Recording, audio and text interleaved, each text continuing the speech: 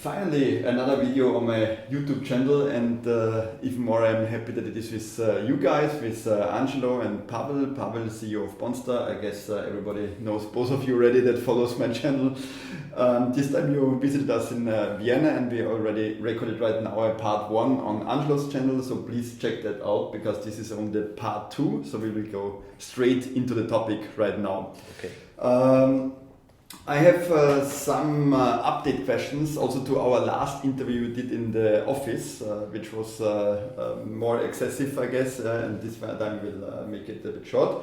But I'm still waiting for money from MIKROKASA, and I would ask you on the current situation in this topic, and we already discussed last time that we have a very different opinion on the law court, because they see this as equity, whereas we see it as obligation. So maybe you can give an update on that.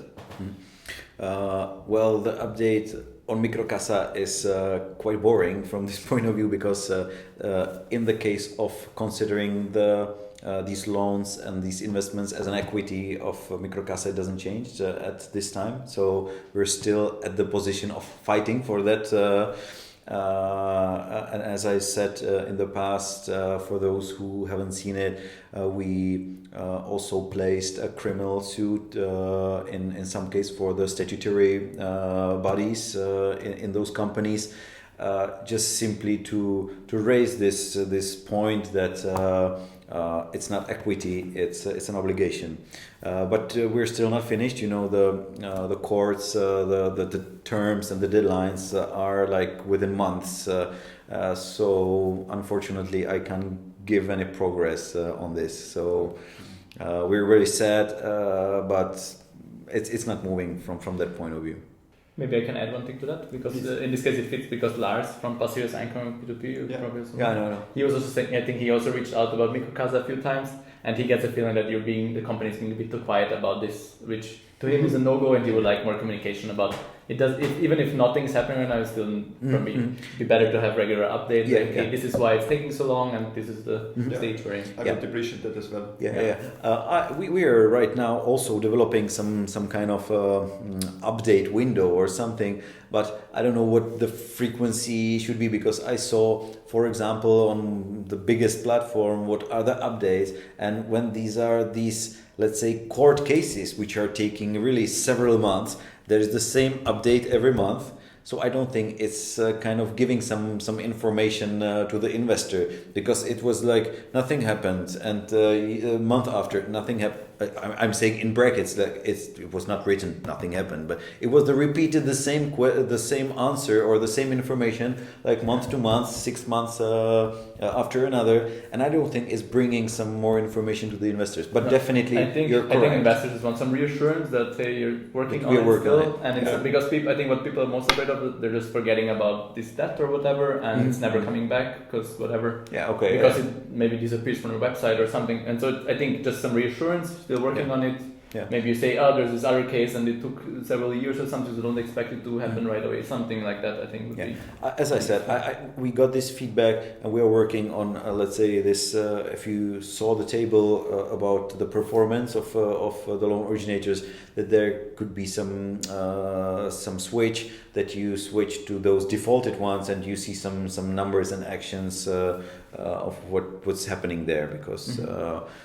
Of course, it's a lot of information that we're getting from our lawyers, but it's the level of a detail.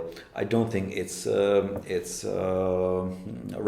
replicable to the investors, because the more questions we will have, and we will have to discuss it back with the Polish lawyer to explain, because it's another law environment. So based with their civil code, their business code. And a lot of different information you need to add to explain you, let's say, 2 or more updates we have from our lawyer. We have it on a weekly basis, so we are communicating with our Polish lawyer on a weekly basis. Poland seems to be the hardest country for recoveries. It's crazy. I stopped all investments in Poland since the experiences on general on different platforms in the last years. So I don't make any. But on the other hand, investments, and also in the stock market, I avoid Poland. Seeing through the numbers, seeing through the results, my experience from my previous job, because we used to be a loan originator in Czech Republic, but we also had a sister in Poland, is that in the recovery process in a retail segment, we were able to get like 55 to 60% in 10 years as a recovery with the execution and the bailiff and so on with this process, and going through the negotiation only the agreements and the settlement agreements with the loan originators, we have already recovered, like I think it's 55 or 60% already within 1 year. It's not my job, as I said previously. It's the formal management.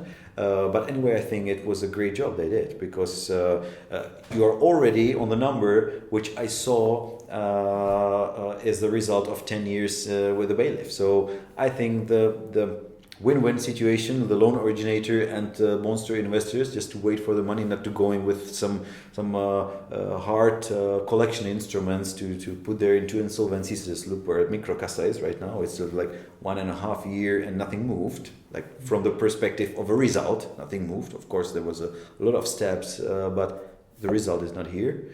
So from that point of view, these negotiations, this, let's say, not so aggressive approach was good, and I think that the result in general is good. Of course, the investors is not getting 100% of what they've invested, so it's not a satisfying situation, definitely. But the result from that macro point of view is not that bad. Yeah, and we have to recap that already. We received a lot of this MIKROKASA. And I checked a lot of defaulted loan originators through other platforms, and a lot of them is with expected recovery of 0% and so on. So it's just, it's not Poland, it's not Europe, it's a lot of African countries, but it can happen. Anyway, let's summarize it. We all would appreciate more transparency and information regarding that and in general. Maybe you can click on the loan originator and it says like this process is ongoing since whatever, and then you know, okay, this is the latest update and it's still ongoing. Because, you have to wait. It's about money, it's about our money, and you always want to follow up on that. Okay. Sure. I check all the platforms every morning, and I would also like. I don't think you need to send out regular emails saying that. Just have a place on the website where you can check and then get the latest. Yeah. Okay, but anyway, let's move to the next question, because I'm also hungry already for the lunch. Update on the current situation with Ukraine and Russia. I guess this is a hot topic at the moment, especially regarding ZAIM, as I have some very last loans of them. I have to be honest, I did stop my investments related to Russia already a long time ago. This was when I was with Alex from Northern Finance in Belarus this trip, and then I made my experiences there, and I said, okay, I'm not so happy with Belarus and Russian investments in general, and also with Ukraine already before, and then in January I stopped. But still, you have long term, and so I have some last of this ZAIM, and I guess in the audience people are also interested, how will you handle this situation right now? Maybe you can give us a general update, in-depth update on that. Yeah. I will just go like KVIKU and ZAIM apart. We'll start with ZAIM.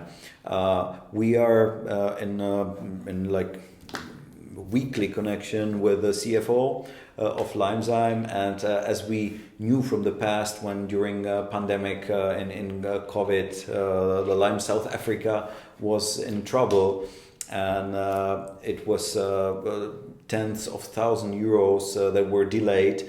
And the other companies, ZAIM Mexico and ZAIM Russia, helped with that situation to South Africa and repaid 100% of all the delayed investments, including the interest. So they really faced the problem. And I was assured by the CFO that they are going to handle it the same way, but not at the moment because they are not able to transfer the money. That's the only problem we have. We're not able to transfer the money from Russia. So we agreed that only the interest will be paid to the investors, as we did with ZAIM South Africa. So using the sister companies, South Africa and Mexico, they are helping Russia to recover all the interest. And when it is possible, also they hedged a lot of funds for the currency risk.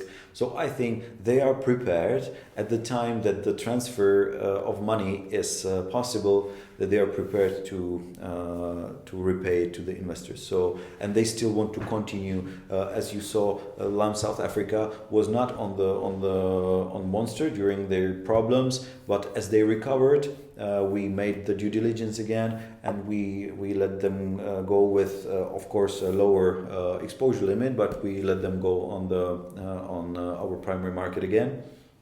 So I think the same is going to happen with Russia, but probably not with coming back again, because I think that the situation with like all the sanctions to Russia and all this, I don't really think that they will come back on the primary market if the situation is not going some completely different direction, which we can't expect, because you're commenting on the 4th of April, and on the 5th of April everything can be completely different, as we saw. Absolutely, 100% agree. Yeah. So that's what I say. It's just my feeling now is this, and I can't like give some guarantee for someone else. But as I had a lot of calls with the CFO of ZAIM, and we have this good experience with them, I think that the word is really fair, and I think that they will lean on that, and they will fulfill it. So that's my impression of the conversation with them. They're also still searching for some ways how to make the transfer even under these sanctions, and if we are able to do it even under this let's say regime which is right now, they will be able to transfer the money even through some other countries. They will do it. So that's it. KVIKU is, let's say, more the same story with the interest, also with the money. We also managed to transfer, let's say, I don't want to talk in amounts because it's a kind of business secret, but it was a few hundreds of thousands euros we tried to transfer in the very beginning of the conflict. But as it went a few days, it came. We saw it not on the balance, but they didn't put it on the balance that we can work with the money. Mm-hmm. And the bank, because it was through some Russian bank, they sent it back. Yeah. Mm-hmm. So and after 2 or 3 weeks, the KVIKU didn't see the money coming back still. So it's a really hard situation, and we're still in the same. So it was like more like 2/3 of their exposure they wanted to send to us, just for our investors to be cool and everything is okay. But we were not able, even in the very beginning of the conflict, to transfer the money. And we were, of course, we were having some different ways which we tried. For example, crypto. There were some other, of course, not being happy only with the crypto, but also other instruments. And we were not successful. And we tried really hard. So for KVIKU, we didn't have the experience we had with Lime. But they are still facing the problem the same as Lime. So we have the guarantee that they would like to pay, and we really saw it on our account, like few €100,000 that they are sending. But we were not able to take it and to give it to the investors, and the money just went back to Russia. So I think it's also our responsibility from some point of view that as we are applying some sanctions, that there is some reaction, of course, and I don't mean reaction of Russia, but I mean that every action has a reaction. So we have to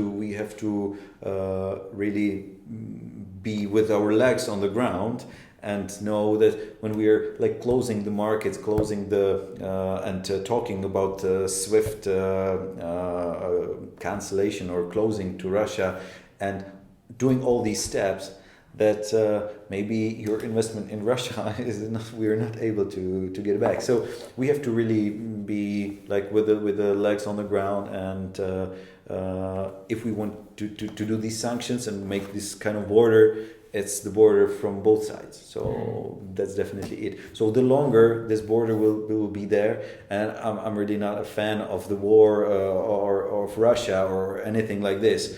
I'm just saying it that when this fence is there, you can't cross it from any of the sides. So that's it. So I think as long as this conflict will continue, I think we will be in this regime. That's my forecast. And probably some of these sanctions to do these transfers, because a lot of companies I think is dealing with this. It's not only investment companies. Then I think that it will be repaid. And if the ruble is right now stabilized, we looked at the price because it was like on nearly 130. It is 97, as you said. It's under 100. So I don't think it's a quite big shock, because in COVID the difference between the rate was 33%. We were like right now I think 28 or something like that, or maybe 30. So we already have experienced this, and I think as it will cool down a little bit, hopefully it will, not only because of the investors but also all the people dying there. I think it will be possible to recover it. Yeah, so thank you for that update. Of course, we don't have this magic crystal ball, so we don't know. And if the conflict is there 10 more years, probably it will come with some problems for the investors. Maybe just because we're on YouTube, we should also mention that it's a real disaster what's going on in Ukraine, of course, and my heart is with the people. But I think it's not topic of this video. So this is we all have this in the media, and this topic is here as private investor perspective of P2P platform Bondster. But I think also interesting was I was last week on the annual meeting of Raiffeisen International Bank, and they also said the thing is, we made bridges before and we tried to help the society, and now when things changed, well, that's part of the game, and we should also think on the future, because we simply don't know also how the future in Russia develops, and so not cut everything, because we hope it changes to the good in future times. Okay, but I think that's it on this topic for the moment, but I'm as always looking forward further exchange in the comments. I think we covered already this. So now it's URSIS. URSIS, yes, URSIS. Okay, then maybe I read this. URSIS asks, where is the contractual issue that the real estate is still not auctioned? He's talking about speed cash loans, which he has since 2019 and which defaulted. I have to say I didn't follow up this story because I'm not invested in that, and I always follow up my own investments, understandable. Even so, I requested that in the past Bondster did not manage to force the collateral to be auctioned. To me it seems like the contracts done by Bondster must have some issues and the company is not able to take over the collateral. From my point of view, such a mistake would need to be covered by Bondster. This is the main problem here, is that speed cash is with the whole amount in this restructuring process, because there are only two companies from all the Polish providers. It's MIKROKASA and speed cash, and as I've said, we also placed a criminal suit in this case of speed cash to the statutory body, because as they are playing the game with the court that it's equity. It's the same story like at MIKROKASA. Yes. Okay. So even at this point, we actually don't know, because that's even where we placed the criminal suit, whether they already made the auction of the collateral. Maybe they have the money. Maybe it's in the under this insolvency regime, because the court thinks that it's an equity. So we are still fighting for this position, and as far as we are able to say it's an obligation, it's not an equity, we can, if it is not auction, we can do that and we can collect and get the money to the investors. And if it's not, then it's a fraud from the statutory body, from the company, because if they already collected the money and they didn't split it to the investors, then they frauded. And there is no problem with the contract, I can say. But I think these are two ways. So if we are successful in that pursuing the core that we are, it's an obligation, it's not equity, then only two possibilities can happen. It's going to be frauded by the statutory body or the management of the company, because they probably already recovered the loans and they didn't send the money to us, or they didn't recover it and we have the obligations and then we can collect. Okay. So that's this story, and that's the only problem. And I can't say to the past when it was not under this regime what happened. If they can pass me the question, and I will look into some data and I can provide the information directly to your fan or to URSIS on Facebook. Yeah. Okay, I think we covered it with that, because I'm not so much in this story, and it's the speed cache. Just repeat what you said. So, speed cache is the whole speed cache is the same story as the part of the MIKROKASA which is under this insolvency regime. I understand. For all the people that did not see our last interview, I will link it in the description, where we had covered this topic in deep. Okay, so I think we already had all the other questions in your interview right now, because we covered it before. So did I forget anything? Also, we have been talking about the loan originator information already in your interview, so I think we don't have to cover that again. So you wanted to ask something about the office and stuff? Yeah, exactly. Now I'm on the last page here. Yes, now I'm got the discussion as well. You will move to the new office. When I visited you in Prague last year, you have been talking that they will rebuild the current office, and you will move to a very nice district in Prague, which I also found very nice. And I'm curious about that. When will you move to the new office? What is the update? When can I visit you in the new office for some excessive new interviews with Bernhard? You can visit us anytime.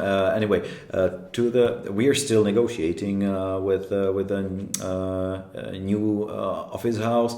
Anyway, we're not under so much pressure, because last time we were there that I told you that they will rebuild the building which we were in, but the times are changing. The pandemic, the war is changing a lot of things in the business, and they postponed the rebuild for 1 year. So our contract is 1 year more. So we just didn't press on us that much to get the new office house.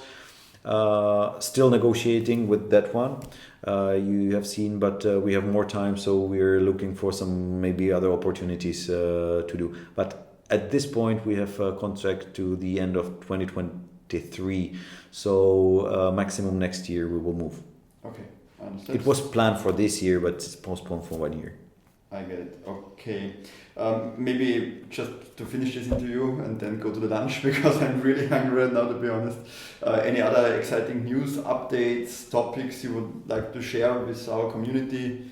Well, maybe just those. Maybe some of them mentioned when we talked with Angelo. It's the second version of our website, because I really feel it that this is not was the final stage of our website, definitely. So it's coming within few weeks.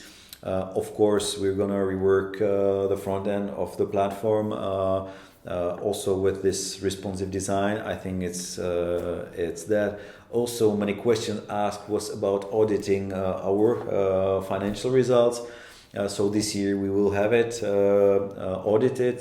So I think it's scheduled on July, because our accounting year can be settled on July. So on July it will be the audit of 2021. So you will see it. We will present it, of course, on our website. and maybe some taste of our new product. I don't know how it was translated. That's maybe a question. It was Vinosná rezerva. It was in the past that you were able to invest into loan, which had I think the yield 3.9. And there was like ultimate liquidity. You could withdraw it anytime. Something. Yes. So we are preparing something like this. It's not going to be at the end. It's going to be investing into loan, definitely. But we will make it some kind of automated that your balance on your account, which is not invested into some loan you picked or your strategy picked, can be automatically, if you choose, transferred to this kind of product where there will be the yield of something like 4% again, and it will be immediately available for withdrawing. Like a saving account or something. Yeah. Okay, so like and there will be no because in Czech Republic most of the banks are offering these kind of yields, but only limited with a limited amount. So, for example, 4,000 euro is the maximum. You get these 3 or 4%, and above the money above is only with 0.2. But we want to do it like unlimited with unlimited yield, not yield, unlimited amount with this kind of yield. So if you don't see any opportunities on our market and you still don't want to just send the money somewhere and something like this, will be fee free. So with 4%, I think it's and that will be, you don't have to stay invested for a year or something for the 4%, but you can withdraw daily. Because that's something, for example, I was checking UVU group, they also introduced something like this, and I found it like it was, you have to fix for a stay, have your money invested for 6 months and then you get 3%, or a whole year and then you get 4%. No. Which again defeats the whole purpose of having like something that's our target, how we are designing right now this product, because we are designing with ASEMA, because the loans will be backed with collateral, and it will be buybacked, of course, because when you're using this kind of instrument, you're not like under some kind of risk of end debtor. So we are designing it that you can really immediately, and I'm not saying whether it's going to be 1 day or maybe 3 working days, but it's going to be something like this, and like immediately transfer takes time. Yes, but no, you will move it from this kind of product to your virtual account, and then you will send it to your account. So it will be inside the Bondster platform, but you will just simply use it, and you can put a part of your account balance or the whole, and you can we are designing it like this, or you can set that automatically all the funds that are on your virtual account invest to this, and anytime you want, just you will put it back on your virtual account and invest it into whatever your strategy or some manual investment. So no kind of like deadlines like for 1 year or something like that. It will be like bringing the liquidity to this. I think it's pretty similar to Bondora Go and Grow. Yeah, it sounds similar. Sounds for me. But it seems like maybe it's collateralized loans as well, which would make it interesting. Yeah, but less interest. Less interest, yeah, sure. Yeah. But anyway, okay, but exciting. When can we expect it? What's the time frame? The time frame should be like the second quarter to third quarter this year. Yeah, we're right now in the analysis of the product, and then we will go to the development of IT. So. Okay. Yeah, then I would say thank you for your time. Really appreciate what you're doing, and really happy about a lot of facts of Bondster, to be honest. It's the high interest return, not at IBANCAR currently. Maybe that's also interesting for me as an IBANCAR fan. People know that some are already making fun of me because of my IBANCAR connection. Anyway, let's stick to the topic. IBANCAR, any news? The news is that we're talking with them because of our new API development, as we're like setting it up with all our loan originators. And as we talked in the past, that there was some kind of like not a problem, but it was not so effective for them to deal without an API. So in this first round of setting up APIs with the loan originators, IBANCAR is in the cooperation and negotiation. So probably you will see it on Bondster if they decide, of course, to work with us. But for me, important, and the audience knows that, is the interest return on the long term. And also, I'm a friend of Alexander Melis, the CEO of IBANCAR. Still, I want to make a high return. And for me, it's key that it is double-digit interest return. And now they are below, I think, 8-9%. But can we expect it? Well, maybe it's a question for Alex, for your friend. Because maybe you exchange as well as a CEO from each other. But honestly, we didn't talk about that, so okay. It will be really a speculation from my side at this point. But I think that all interest rates based on the inflation, but also the central banks of each country, they are rising. I can see it in Czech Republic. We were on a 0.25 year and a half ago. And right now we are, I think it's 4 or something like that. So it's really a difference. So that's why also the lending company interest in euro if with a new product, right? And the lending companies are also raising the interest rates. So then probably the same with the same spread. If they're raising it to the investors, that we can come to the double-digit numbers. With those, we haven't been expecting it even before. So maybe even the loans backed with the real estate from ACEMA that were around 7, 8, 9%. With a, let's say, growth of the real estate market in Czech Republic, the prices are doubled from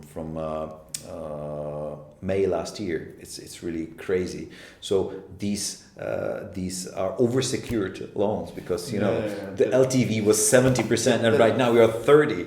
Because the value of the real estate really jumped. It's a very hot topic.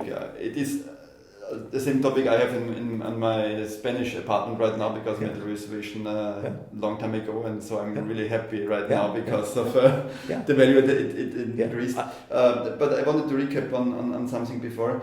We also have to mention I only wanted to finish is that maybe even in this point also ACEMA is probably going to raise their prices for the end borrowers a little. So maybe even with ACEMA you can get on double-digit number and secured by real estate. Maybe I can't speak for them, but that was my reply to the question of IBANCAR to get to the double-digit number. I think they can. But I think it's always exciting to exchange about this topic in general in investing, and but I have to clarify from my side from my perspective as a private investor as well, that we also have to see the inflation. Yeah, so also the inflation rises, so it has to be even more interest return right now, and this also comes back to the product you introduced before with this 4%. Will it be in both currencies, in euro and Czech crowns, because it makes a huge difference? Yeah. As you said, in Czech crowns already we have higher interest return. And everything can just put it into Czech bonds and then. Yeah, but the thing is, we also have, I think, higher inflation in Czech crowns because we have in euro. I guess it's currently at the moment of the year it's about 7-8, which also it's crazy high, of course. But this is why we have to think about our investments. I think the worst thing you can do is to leave it on a bank account in such an environment. But anyway, everybody has to make his own decisions. We are just exchanging here and sharing this on YouTube. But also it makes a difference because in Czech crowns we have about 11%, I guess. Yeah, in February it was 11, and in January it was 10 points, maybe 10.0. Yeah. So it makes sense that it is higher. In, it's really high. Okay, good, but what's very exciting right now, it's always very difficult for me to capture these talks on camera because when we are talking at the coffee before, it's always easier than when you know in your head, or for me it is at least like that. Now the camera is switched on and you try to focus, and yeah, but that's part of it. Yeah, but we try our best. To share this with our community. And so thank you to everybody, and check out the first part on Angelo's channel, please, as well. Yeah, that's it. Thank you as well. Visit us on Bondster, because this was not, as you said in the very beginning, this is not kind of promotion. Anyway, as I have the room for that, it's really, I really thank you that I can share our thoughts, because maybe the investors can also experience like our point of view on some problems and how we deal with them, and I'm really like honestly sharing all the information with you here. So I think it's appreciated in the way that they can understand more about what Bondster is, what we do, what we're going to do, and there is a lot of work behind us, like from 2017. So I think that it's really helpful to have this kind of conversation, and I was really comfortable even without cameras. Even with the cameras, I'm really it's really happy for me to spend the time. Start a YouTube channel soon now. No, I'm not that kind of person. No, thank you. Maybe YouTube is the next business. Eh? Oh yeah. No, but really appreciate that, and we also have to say this, and I also can mention this on the camera, because we also have to say we appreciate what you are doing, because we can always be critical. It's important, and everybody has to make his own decision and so on. But on the other hand, you also have to see that you are doing efforts, and like the initiative that Marketer reached out to us to organize a meeting. Yeah, exactly. And we decide as private investors to be your customers, so it's our decision, and we also have to be thankful for what you are doing. Yeah, and we appreciate also a lot that you come to us and you say yes, let's have exchange, and keep in continuous exchange. This is also something I appreciate with your team, with Marketer. When something appears, when there's a problem, I WhatsApp her. So this is really easygoing, and something for me as a person when I do investment is important, because I know I have these contacts in your team. I know everybody. It's of course a fintech company, but it's also people behind, and so thank you for that to your team, and to you for the efforts. Yeah, I also thank my team. Because all the results are done with the team, and also, as I've mentioned, even in the past. So I think because I'm here from 2020, end of 2020, and I think Bondster just went a really long way from 2017 to where we are here, and we are not part of any big corporate. And I think when you look at all the results and everything from that point of view, that it's a private equity project, I think it's a really great result. The parameters of the product and the platform in Europe, I think it's great. Yeah, I think that's now really long ending, but now let's finish. Let's see if we are happy as well as investors in 1 year, 2 years, 10 years, whatever. Let's see what the future develops. I hope the best for all of us, of course.